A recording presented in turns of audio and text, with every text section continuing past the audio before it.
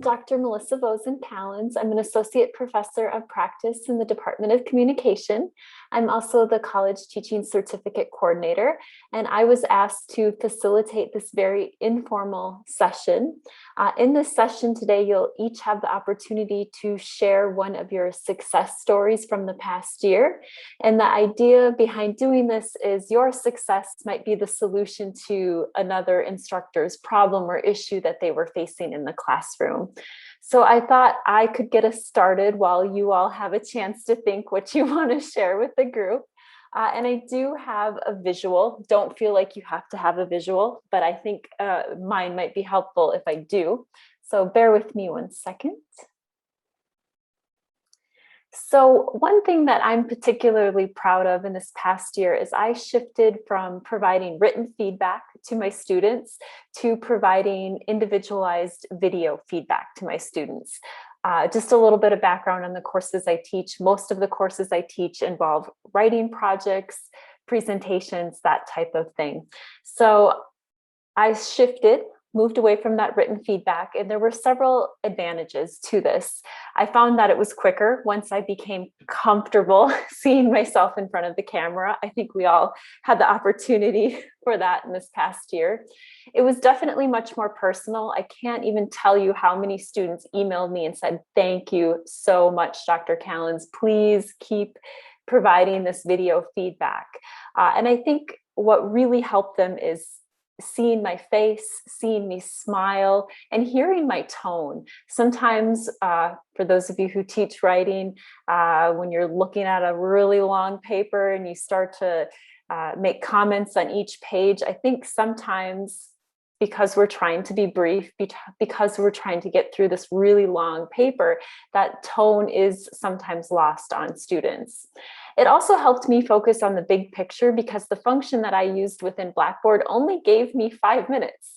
So I looked at it as an opportunity to tell students what they did really well, what they could improve upon, and then what they could improve upon for the next assignment. Like, how can they take this feedback and apply it to the upcoming assignment? If you're curious as to how this works in Blackboard, I have a couple screenshots here, and that's why I wanted to share the slides. But when you go into an assignment, you can see on the left-hand side of the screen, that should look familiar. What you'll need to do is you'll need to click on that where the arrow is pointing, that A. At that point, you'll be taken to the middle box where it says Feedback to Learner. At that point, click on the plus sign off to the right. And then finally, yes, this is quite varied, you'll want to click on Insert from Webcam. And at that point, if you authorize your webcam and mic, you can simply just talk to your computer. I did have a couple problems when I initially started this. The main problem was it wasn't working within Firefox. So I had to switch over to Chrome, but it worked no problems with Chrome. Students didn't have problems viewing it regardless what browser they were using.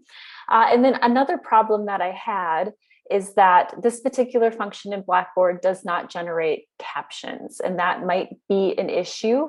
I was just in a session for universal design, and obviously we want our videos to be captioned, to be accessible. So one way around this is to still provide video feedback, and I apologize for not having the screenshot, but if you scroll down here where it says Insert from Webcam, you can actually insert a video from UJA.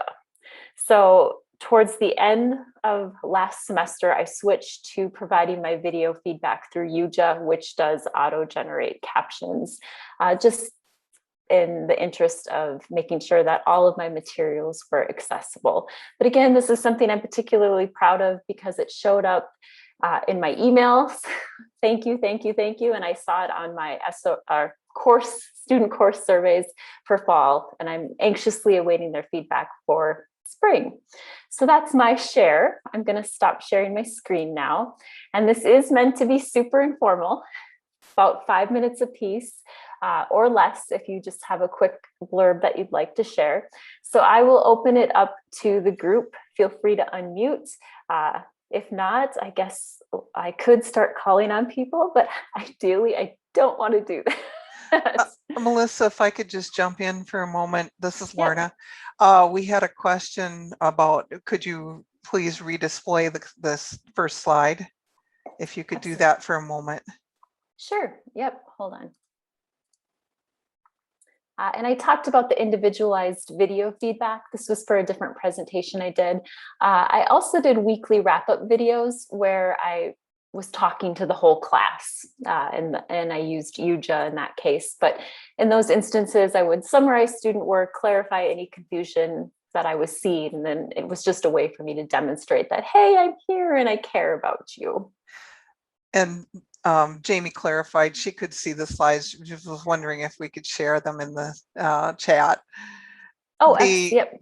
I believe the recordings and the PowerPoint presentations and things will be posted on the ODL site after the conference ends. Yep. Does anybody have anything that they would like to share with the larger group? I can toss one in, Melissa. Thanks, Jenny. So those who don't know me, I'm Jenny Linker, and I'm an associate professor and program coordinator in health and physical education. And so one of the challenges of high flexing this year was I teach in the gymnasium that was not instrumented with all the fun technologies. And so it became a mad dash at the end of the spring semester to figure out what technologies we're going to use. And so I got the Swivel software vetted and approved.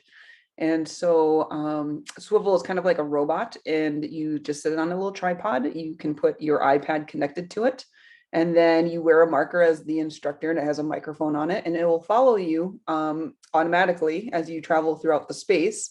The downside, it's only good for about 25 feet. So the gymnasium, that tripod traveled quite a bit. I think I should have just put it on a scooter. That would have been easier. But what's really nice is that it can be integrated into Zoom. And so we would have our Creston mobile device.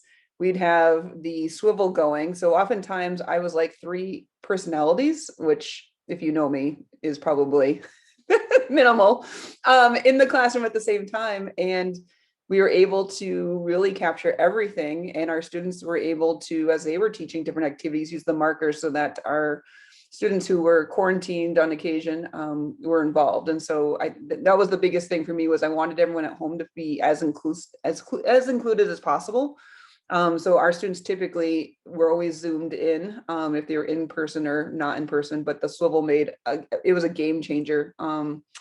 And we got enough in our department. I did some training for some staff, and we had multiple individuals use it as a device that worked, particularly in like biomechanics, the lab space.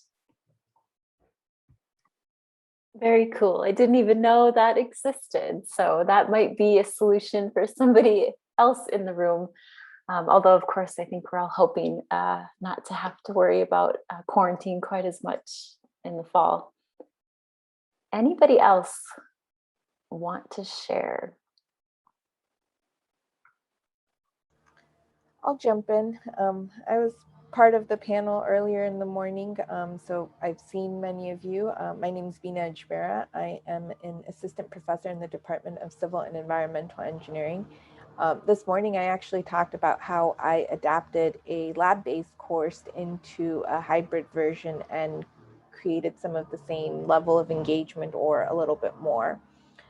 So I won't talk about that one, but I will mention that I found different ways to create more engagement in the students. So using functionalities in Zoom, for example, I created whiteboard spaces where every student could write on the whiteboard, and our classrooms don't always have enough whiteboard space for 90 students to all work on one area at the same time. And so that was a really cool way of trying to get them to work on technical aspects. I also, as is often the case in many meetings and classrooms, is we get a bunch of black boxes with student names or photos of individuals. And so I created little events with changing the virtual background so that you could do, like, in honor of Engineers Week, put your favorite engineered structure in the back, and you could see similar tiles show up in some of the common structures, and then you occasionally see some really cool structures that you hadn't heard about. And it created a personality for each one of those names and faces, and interaction between the students, kind of creating a cohort. And so I think my students appreciated it because they got to see some of the cool structures I've seen during my travels, and some ways to kind of build engagement into the course. And so just some of the ways I got students more involved in their own learning. Great, thank you. Looks like a lot of people are wishing they had that idea for backgrounds in the spring. I'm curious, with the whiteboard, you said each student could have access to their own space. Did that run smoothly? I only tried it once or twice in my class, so I had a few bumps, but it sounds like it worked well for you. Right, so I actually used it in a couple different ways. I would break them up into breakout rooms if they were doing like small examples, and then the whiteboard was where they would commonly write their problems out. And this is a problem that I had in class. When you did a classroom exercise, everyone was writing on their own sheet of paper and you couldn't see what other people were doing. The whiteboard kind of gave a common space where they could all write. And then the annotate feature could all allow them to write on the board with different colors and different things and point to different aspects, which I think made it more of a collaborative space than a working space. Thank you. May I also say something about backgrounds? Sure, go ahead. I don't have a specific background, but so my name is Silvio May. I teach physics. So I don't have a specific background, but I think it's always fun to bring in ideas like when I talk, for example, about Albert Einstein, relativity theory. Also, I don't have a background, but I have a little puppet with Albert, and he's explaining the things when I teach my physics course, and it's just fun for students. Right? When it comes to Isaac Newton, I have Isaac Newton about it, and I have others like Descartes, and I have Galileo Galilei. Unfortunately, scientists used to be male. That has changed, very fortunately, but the company who sells these puppets, they have very few female scientists. So this is one suggestion I would have for them, to also have a few female scientists that I can then also bring up. So that's one of the deficiencies at the moment, but it's a lot of fun to do this. So the biggest thing that has changed for me, I'm completely paperless now. I teach big courses with like 200 students, and we use these Scantron sheets and multiple choice questions. That's all gone now, and I'm really glad about it. I have very short quizzes now. And we've discussed a lot issues of how to administer tests and thereby prevent cheating, because many of these courses we teach, they are high stakes. So students, they need to get good grades in order to get into professional programs, for example, medical school and things like this. So we are struggling with this quite a bit, but I think we found a good way now to do it in the system we use as LongCover, not Blackboard. And I've received at least some positive feedback from students that it works quite well. It's less stressful to have many small exams as compared to 3 or 4 huge exams, tests that go like 1 hour, 15 minutes or so. So thanks. Thank you. I hope the students appreciate the puppets as much as we all appreciated the puppets. Are there any questions for any of the presenters, or we can move on to the next person? I don't have a question. I also don't have anything to share, but I just want to say this was so nice to have this session and hear what people are proud of and hear how people are incorporating fun and collaboration. And so I'm glad you guys did this, because I think now I've, from all 3 of you, gotten a whole lot that I was really hoping to get out of this mini conference today. So thank you for that. And I wish I was as creative as all of you, particularly the puppets. Can't compete with the puppets. You can. I'm gonna try this summer now. Like my brain is going on how can I use the whiteboard more? How can I, I really liked your idea of the feedback, right? Too, doing it with video, because as you're grading, it's even kind of boring to grade that way. And it's I'm going to mute now, but I just, in case we ran out of time and I didn't get to share my appreciation, I really have enjoyed this so far. Thanks, Holly.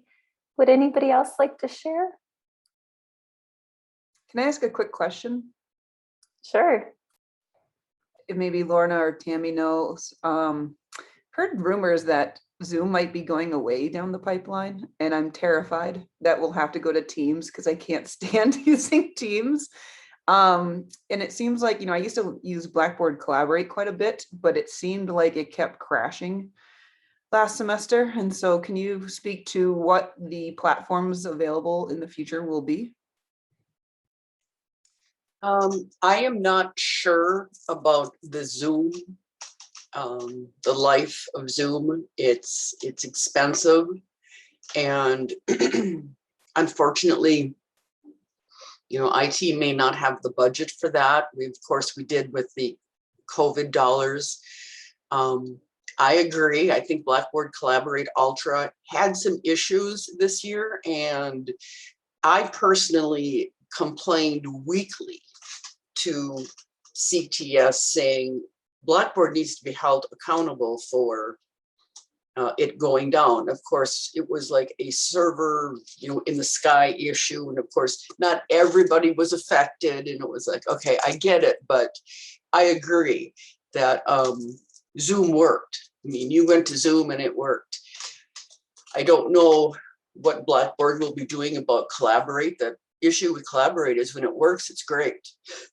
When it works. Zoom works all the time. I think Zoom was down twice the whole entire year. And it was, I think it was like an Amazon thing.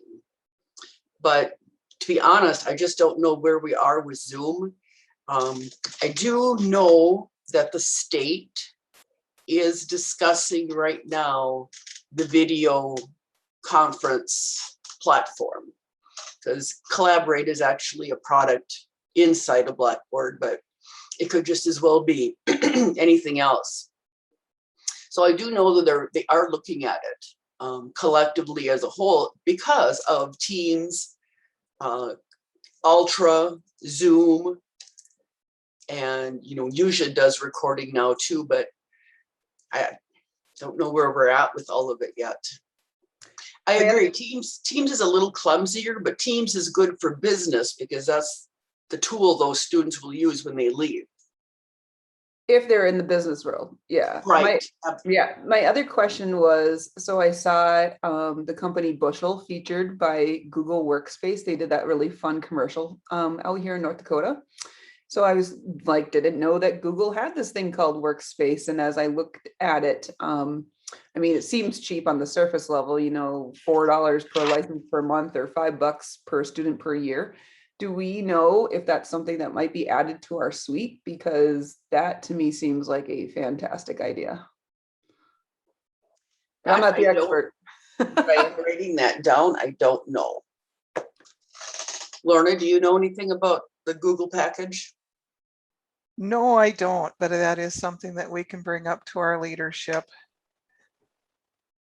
Yeah, I mean, if Bushel's using it to take over the world essentially in their business, it seems to me, since Google's so education oriented, that we're all using Drive, we're all using the shared drives. I mean, people have really come pretty far, I think, with Google.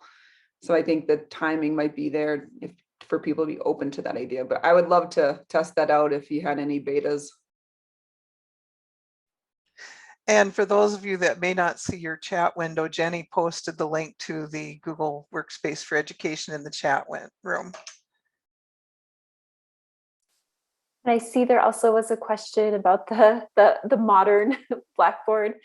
And Lorna, you said that NDUS is currently evaluating Blackboard Ultra.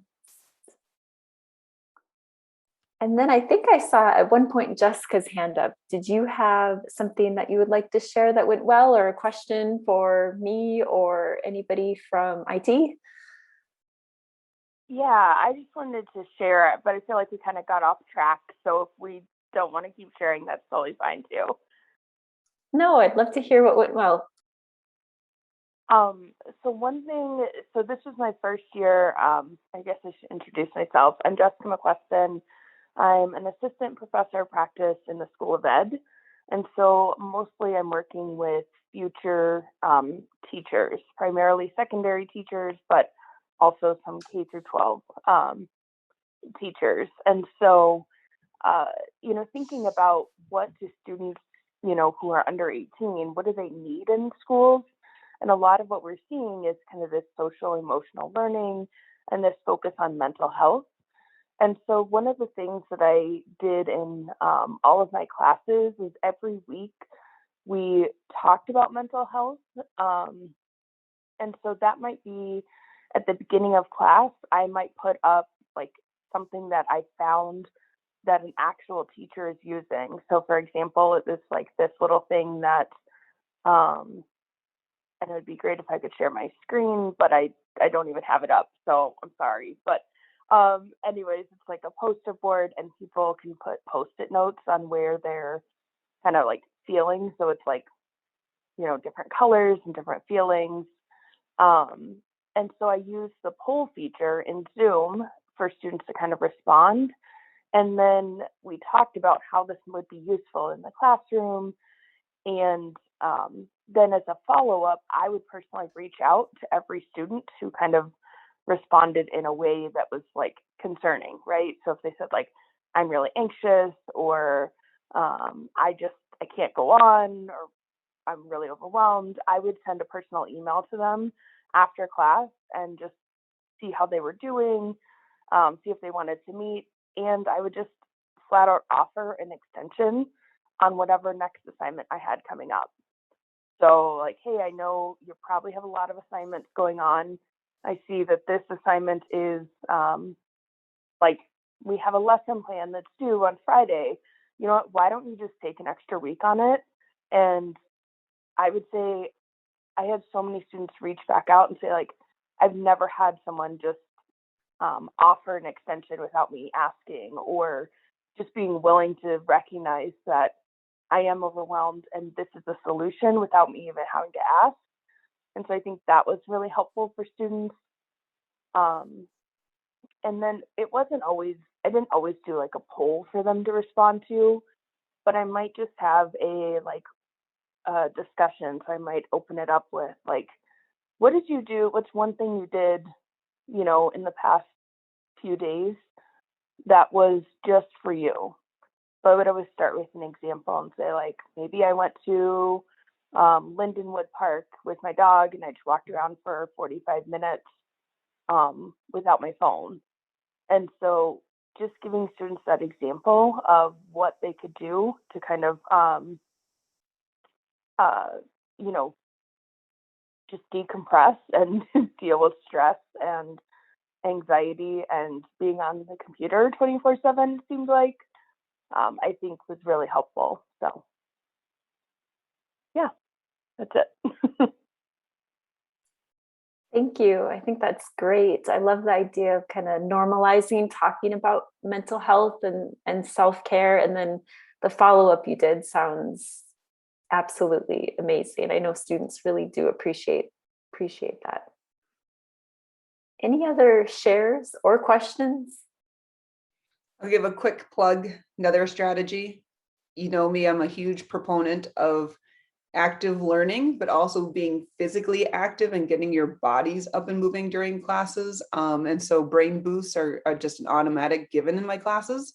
Oftentimes, there's 20,000 different activities in physical education that we could introduce students to, and there's just not enough time, right?